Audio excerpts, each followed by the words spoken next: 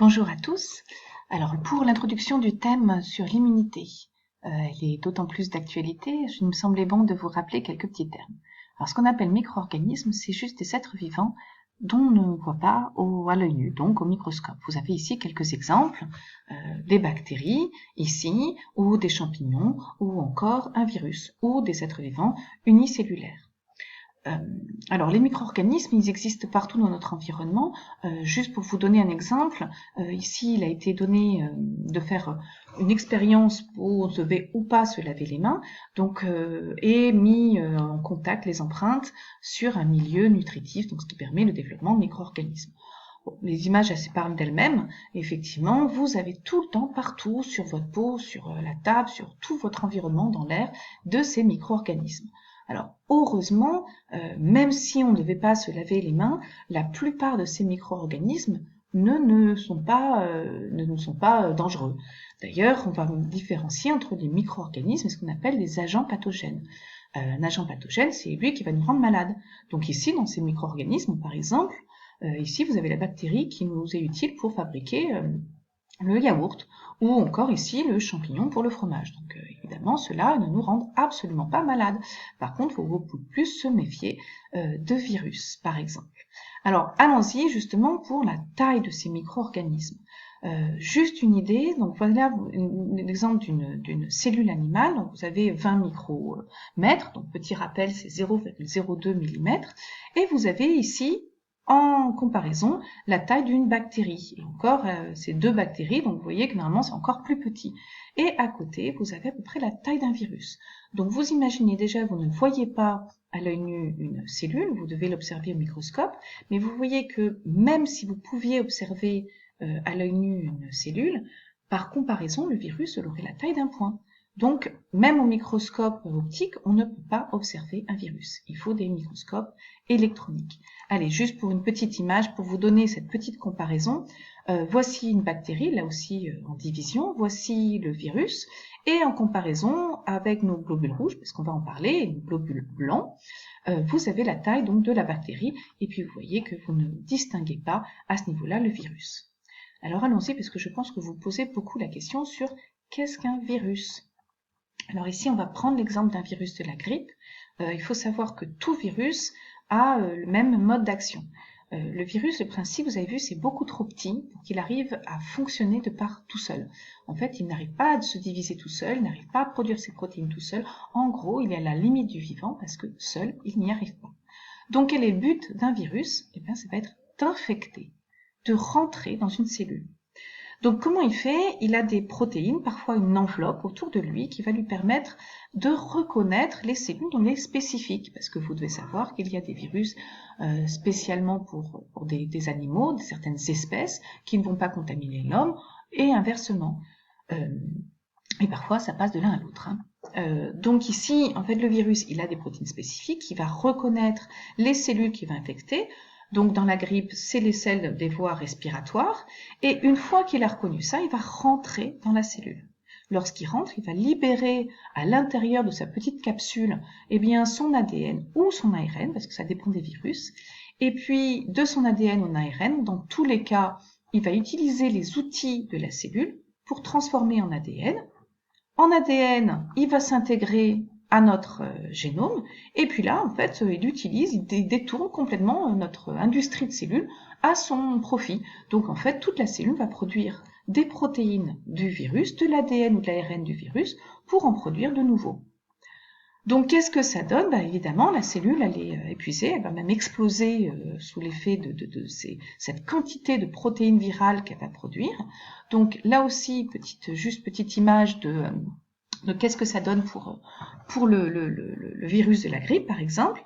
Donc, vous avez ici les cellules de la voie respiratoire, donc d'un individu en bonne santé. Donc, il a plein de cils. C'est des cellules ciliées qui lui permettent justement de trier toutes les particules qui sont dans l'air. Et vous voyez lorsque 48 heures après l'attaque d'un virus grippal.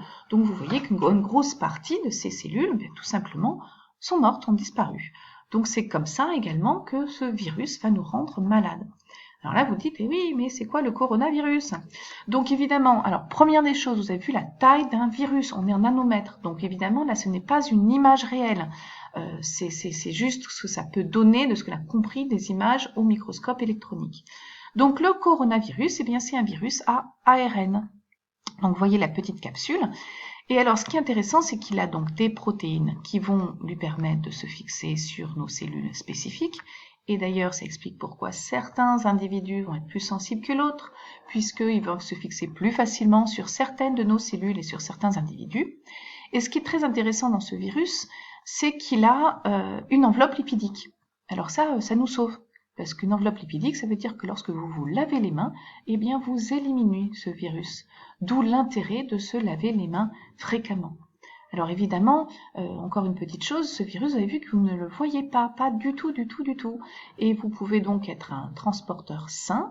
Et de ce virus, il se transporte, donc finalement il va être assez peu infectieux de manière indirecte, c'est-à-dire que si vous touchez de manière indirecte un objet qu'une autre personne a touché, c'est pas impossible, mais c'est beaucoup moins fréquent. C'est par des micro-gouttelettes. D'où l'intérêt de ce distance d'1 mètre. Bon, une fois que j'ai expliqué un petit peu ça, on va parler d'un autre vocabulaire. Parce que j'ai dit, oui, on parle de micro-organismes. Dans ces micro-organismes, seulement certains nous rendent malades. Et puis, il y a d'autres choses que notre corps va quand même considérer comme corps étrangers. Alors, voici le meilleur exemple. Vous savez que vous avez des groupes sanguins. Donc, dans nos globules rouges, on peut posséder ou non certaines protéines. Donc, en fonction des protéines que vous possédez, vous êtes du groupe sanguin A, ou du groupe sanguin B, ou du groupe sanguin AB, suivant si vous avez les 2 types de protéines, ou de type O si vous n'avez aucune protéine. Eh bien, ces protéines peuvent aussi être reconnues comme corps étrangers ou antigènes par notre corps. C'est pour ça qu'il faut vous donner, si jamais vous avez besoin, des globules rouges du même groupe sanguin que vous. Sinon, vous allez les reconnaître comme étrangers et réaliser une réaction immunitaire, et notamment une réaction inflammatoire dont nous allons parler. Alors, petit rappel, tout ce qui est donc un corps étranger, pathogène ou pas, et on appelle ça un antigène. C'est une molécule reconnue comme étrangère.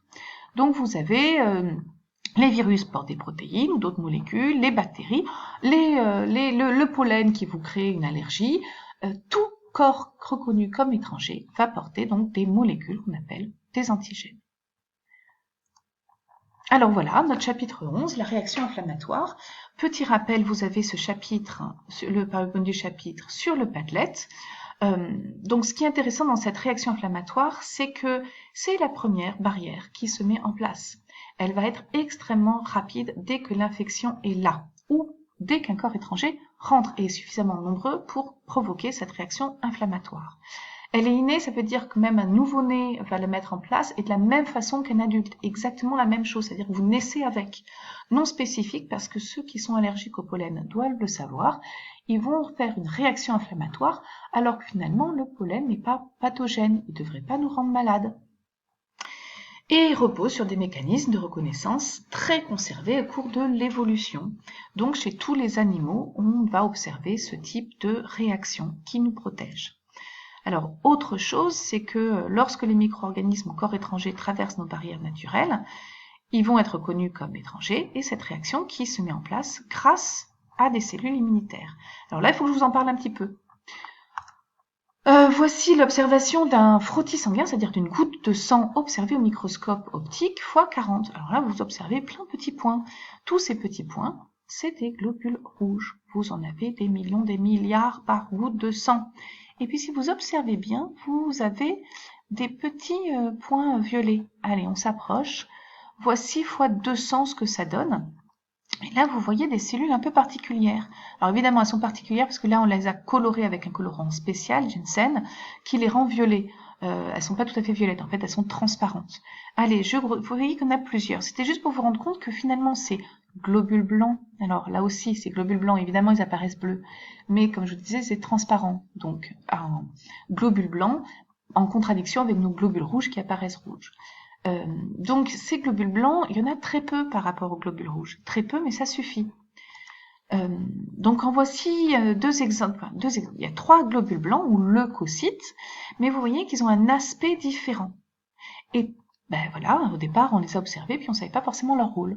Donc on les a d'abord qualifiés par rapport à leur aspect. Ici, vous voyez une cellule avec un noyau un peu particulier, ici, qu'on va appeler polynucléaire. Alors qu'ici, elle a une grosse cellule qui prend tout l'espace, et ça, c'est un lymphocyte. Donc, en fonction de leur aspect, on va les nommer d'une façon ou d'une autre. Et puis, bien sûr, on a découvert après leur rôle. Donc, des fois, pour les mêmes cellules, on va les appeler par rapport à leur rôle. Ici, par exemple, mes polynucléaires sont aussi des phagocytes. Donc, sur l'introduction de ce chapitre, je vous ai donné cette petite image qui résume un petit peu, parce que en fonction soit de leur rôle, soit en fonction de leur rôle, soit en fonction de leur aspect, on ne va pas les appeler pareil. Ces cellules dendritiques se trouvent généralement en dehors des vaisseaux sanguins, et avec les mastocytes, on va les appeler des cellules sentinelles. Parce que, vous allez voir, elles libèrent des médiateurs chimiques, c'est les premières cellules d'alerte. C'est celles qui vont lancer les alertes. Tandis que mes polynucléaires, qu'on va aussi appeler granulocytes, parce que vous avez vu qu'elle a aussi cet aspect granuleux, eh bien, ce sont mes phagocytes. Les monocytes, ils vont se transformer également en phagocytes lorsqu'ils sortent du vaisseau sanguin. Et puis, les lymphocytes, eux, c'est plus simple parce que et leur aspect et leur rôle, on les appelle de toute manière les lymphocytes et on en parlera dans le chapitre suivant. Alors, avant de commencer plutôt ce chapitre, vous avez une activité que je vous ai donnée et je vous propose de faire une pause dans cette vidéo puisque déjà 10 minutes c'est long et puis d'aller voir justement cette activité. Prenez connaissance des documents et puis lorsque vous avez fini, vous avez essayé de répondre, vous pouvez regarder la suite parce que là je vais vous expliquer cette activité.